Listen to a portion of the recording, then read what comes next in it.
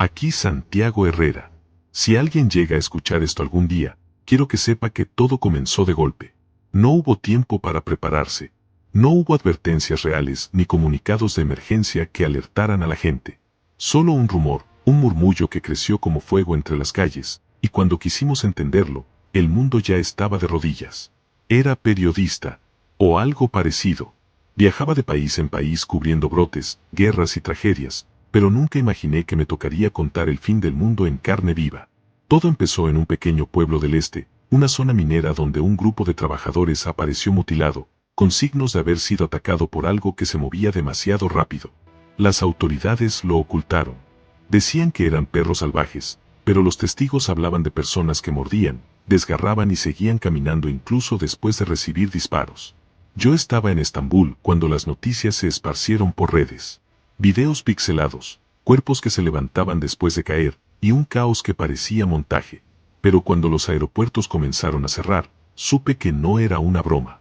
Regresé a mi país, Colombia, para intentar estar con mi familia. Lo logré, por poco. En el aeropuerto ya había revisiones médicas improvisadas, militares en los pasillos y gente gritando por un vuelo, por un asiento, por una salida. Todo olía a miedo. Esa mezcla amarga de sudor y desesperación. En el noticiero donde trabajaba, las transmisiones se convirtieron en una cadena constante de muertes y brotes simultáneos. Ningún país estaba preparado. Las grandes potencias entraron en silencio. Los gobiernos comenzaron a colapsar uno tras otro, y la palabra contagio ya no significaba enfermedad, sino extinción. El primer ataque lo vi con mis propios ojos. Fue en el centro de Bogotá. Un hombre salió corriendo entre la multitud, con la mirada vacía y la boca ensangrentada. Se abalanzó sobre una mujer y la mordió en el cuello. Nadie reaccionó a tiempo. En segundos había decenas de personas cayendo, gritando, tratando de escapar. Cuando los soldados dispararon, era tarde. La marea ya había comenzado. Yo corrí. No por valentía, sino por puro instinto. Grabé todo. Todavía tengo el archivo guardado en una vieja grabadora, aunque no sé si serviría de algo mostrarle al mundo lo que ya no existe. Esa noche fue el verdadero inicio del infierno. Las calles ardían, las luces de la ciudad se apagaban una a una, y el cielo se llenó del sonido de helicópteros evacuando funcionarios mientras el resto de nosotros quedábamos abajo, rodeados por gritos y disparos. Me refugié en el edificio del periódico con 3 compañeros. Desde el piso 12 mirábamos el caos extendiéndose, las columnas de humo y la marea humana huyendo hacia las montañas. El ejército intentó contener el brote, pero los infectados se movían como enjambres, trepaban muros, rompían cercos, eran una horda viva, hambrienta, imparable. A la mañana siguiente, el sol no trajo alivio. Solo mostraba los cuerpos cubriendo las calles, los autos abandonados, las ventanas rotas. La ciudad olía a metal, sangre y humo. Mi compañero Julián fue el primero en perder la cabeza. Se pegó un tiro en la terraza después de recibir una llamada de su esposa desde el otro lado de la ciudad. La escuchamos gritar antes del silencio. No supe cuánto tiempo pasé encerrado. Tal vez 2 días, tal vez 5. Todo se mezclaba. Sin agua, sin comida, con el sonido de pasos erráticos allá afuera. Entonces decidí moverme. Bajé con cuidado, armado con un tubo de hierro. No había electricidad, y el eco de cada paso sonaba como si algo respondiera desde la oscuridad. En la entrada, un grupo de militares muertos bloqueaba el camino. Entre ellos, un niño pequeño, cubierto de sangre seca, sostenía un juguete derretido. No lloraba. Solo me miró con la mirada vacía de quien ya no tiene alma. Lo dejé atrás. No por crueldad, sino porque sabía que, si lo tocaba, si lo intentaba ayudar, tal vez sería mi final. Esa noche dormí dentro de un carro, escuchando el eco de la ciudad agonizando. Y mientras el viento soplaba entre los edificios, supe que la humanidad había perdido la guerra antes siquiera de entender con qué estaba luchando. Hoy es el día 8 desde el colapso. Ya no hay noticias, ni transmisiones, ni gobierno. Solo el ruido de los infectados moviéndose como una tormenta que nunca termina. Y yo solo intento seguir respirando. Si alguien escucha esto, no busque refugio en las ciudades. Ya no hay nada aquí. El silencio de una ciudad muerta es lo más ensordecedor que existe. Cuando el ruido desaparece, cuando no hay motores, ni voces, ni bocinas, te das cuenta de lo mucho que el sonido de la vida llenaba los espacios. Ahora, cada paso, cada respiración, Se siente como una provocación. Decidí salir de Bogotá. No tenía sentido seguir escondido entre ruinas. Mi única meta era llegar a la base militar de Tolemaida, donde decían que aún quedaba un grupo de soldados y médicos resistiendo. Tal vez una oportunidad, una cura, algo. Empaqué lo poco que tenía, una mochila, una linterna, una botella con agua turbia y el viejo tubo que usaba como defensa. El camino era una galería de fantasmas. Autobuses volcados, tiendas saqueadas, muñecos de trapo mezclados con cuerpos que nadie se había atrevido a enterrar. Los pájaros ya no volaban. El aire estaba cargado de ese olor que se te pega en la garganta, mezcla de óxido y descomposición. Vi grupos de infectados moviéndose como manadas, corriendo en direcciones que no entendía, chocando entre sí, siguiendo el ruido más leve. No parecían tener conciencia, pero sí un propósito común, atacar todo lo que respirara. En una gasolinera abandonada encontré mi primer rastro de humanidad. 3 personas, un hombre, una mujer y un niño. Me apuntaron con armas improvisadas al acercarme. Les levanté las manos, y les dije mi nombre, despacio, sin mirarlos a los ojos. Nadie confía en nadie desde que el mundo cambió. El hombre se llamaba Rafael, era conductor de bus antes del colapso. La mujer, Lucía, había sido enfermera. El niño, su hijo, llevaban 3 días escondidos allí, con poca agua y casi sin comida. Les conté lo que sabía, y ellos me contaron lo que todos ya temíamos. Las autoridades habían abandonado las ciudades. Las bases militares fueron sobrepasadas una por una. Dormimos turnándonos para vigilar. Esa noche comprendí algo que me perseguiría durante semanas. Los infectados no eran simples cuerpos sin mente.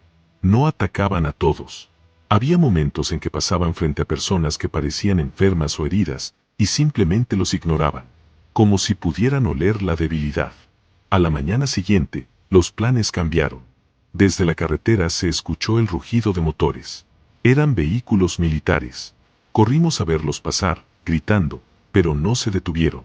Detrás de ellos, una nube de infectados los perseguía, moviéndose como un río desbordado. Corrimos hacia un viaducto y nos escondimos debajo. La horda pasó sobre nosotros, decenas, cientos, tal vez miles de cuerpos deformes, corriendo como si no conocieran el cansancio. Sentía el suelo vibrar.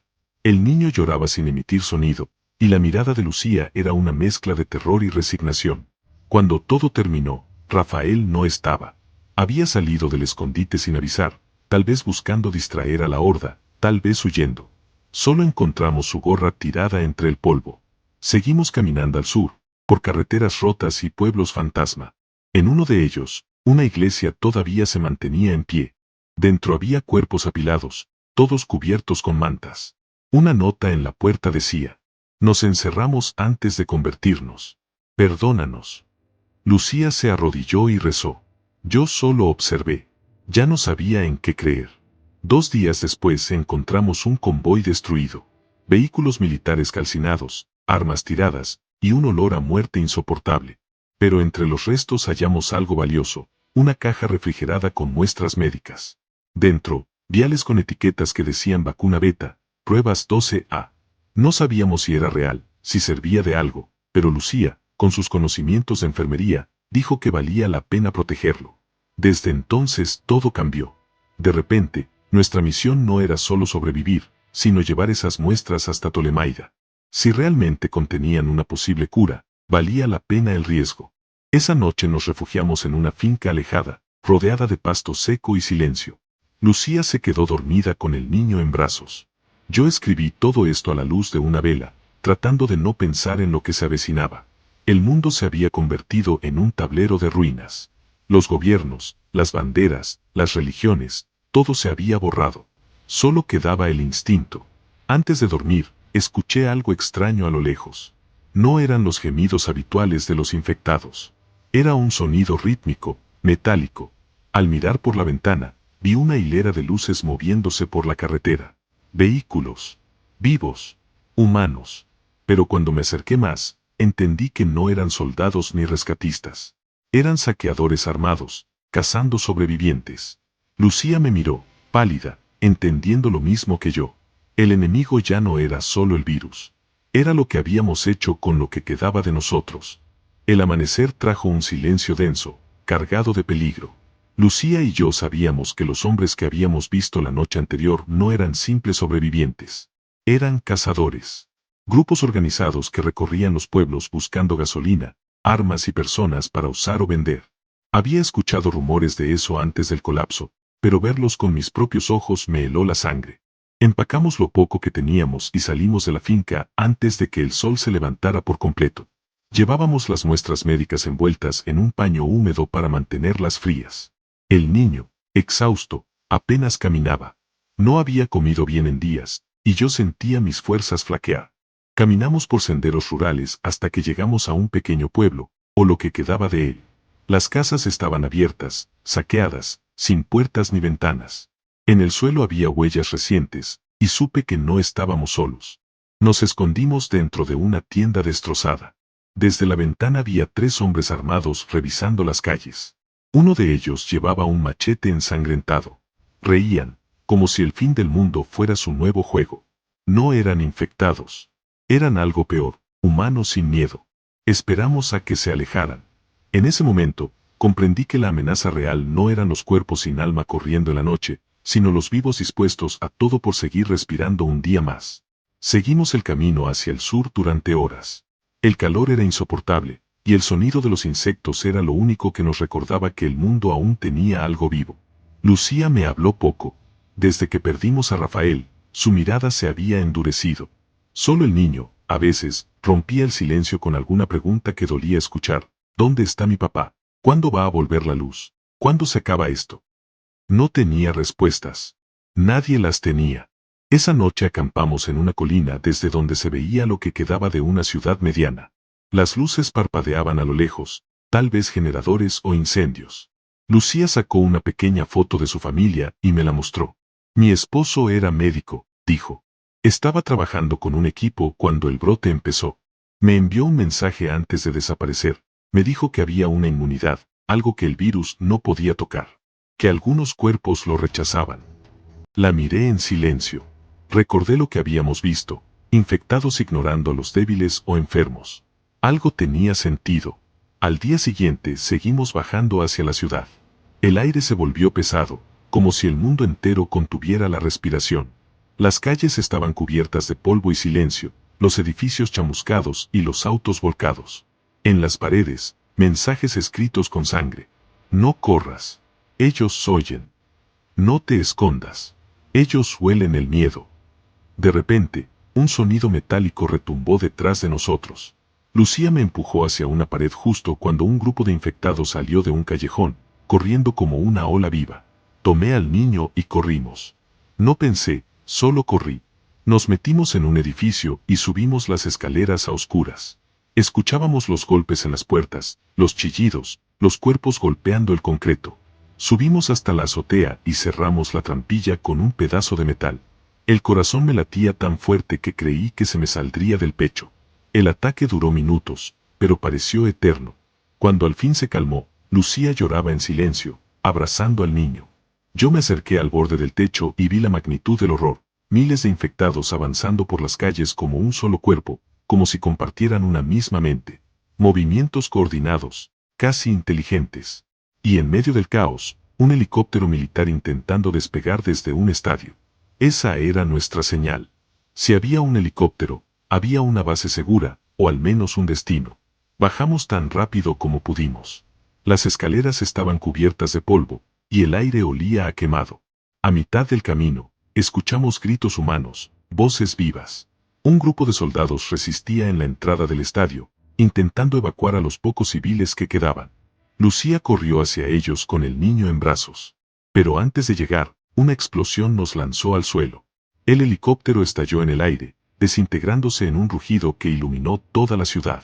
Los infectados se volvieron locos, corriendo hacia el fuego. Nos escondimos detrás de un camión. Lucía temblaba, cubriendo al niño con su cuerpo. Yo la miré y comprendí que el sueño de llegar a Tolemaida se había convertido en una quimera. No había rescate. No había salvadores. Solo nosotros. Aún así, no podía rendirme. Mientras las llamas devoraban el estadio, vi un vehículo blindado semienterrado entre los escombros. Dentro, el cuerpo de un soldado muerto y un mapa manchado de sangre. En el mapa, Un punto marcado con tinta roja, base médica, nudo del Sumapaz. Esa era nuestra última esperanza. Esa noche dormimos dentro del blindado. Afuera, el mundo seguía rugiendo. Lucía sostenía el mapa contra su pecho, y yo le escuchaba respirar, sabiendo que cada amanecer era un regalo que el virus todavía no nos había arrebatado. No sé cuánto tiempo más podré seguir escribiendo, pero mientras mis manos puedan sostener este lápiz, dejaré testimonio de lo que somos. No de lo que fuimos, sino de lo que todavía intentamos ser. Los que aún respiramos. Escribo esto mientras el sol comienza a levantarse sobre lo que queda del mundo. Han pasado 7 días desde que encontramos el mapa. 7 días huyendo entre montañas, carreteras partidas y pueblos convertidos en tumbas abiertas. A veces pienso que seguimos vivos solo porque el destino se olvidó de nosotros. Lucía está débil. El niño también. Apenas comemos, y el agua ya escasea. Aún así, seguimos caminando hacia el Sumapaz. El paisaje se volvió salvaje, casi puro. La naturaleza comenzó a reclamar lo que el hombre abandonó. Árboles creciendo entre los escombros, animales moviéndose entre ruinas. Es irónico, mientras nosotros nos extinguimos, el planeta parece respirar otra vez. En una vieja estación de control encontramos una radio militar.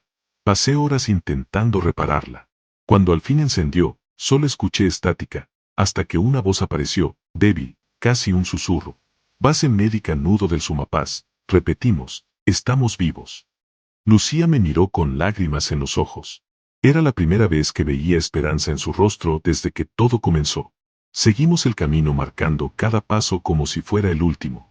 A lo lejos, el viento traía el eco de las hordas. Estaban cerca, demasiado cerca. En un momento creímos que no lo lograríamos. Los infectados comenzaron a aparecer entre los árboles, moviéndose rápido, como si nos hubieran olfateado desde kilómetros. Corrimos cuesta arriba, cargando al niño. El cielo se tornó gris, y el rugido de la horda crecía detrás de nosotros. Lucía tropezó y cayó. Me giré para ayudarla, pero vi su pierna sangrando. Había sido mordida. El tiempo se detuvo. Ella lo entendió antes que yo. Me miró con esa mezcla de ternura y resignación que solo alguien que ama puede mostrar. Sigue, Santiago, me dijo. Llévalo tú. No dejes que esto haya sido en vano. Intenté negarme, grité su nombre, pero ella ya estaba sacando su pistola. Por favor, susurró. No tuve fuerzas para detenerla. Un disparo seco cortó el aire, y el eco se perdió entre los árboles. Cargué al niño en mis brazos y seguí corriendo.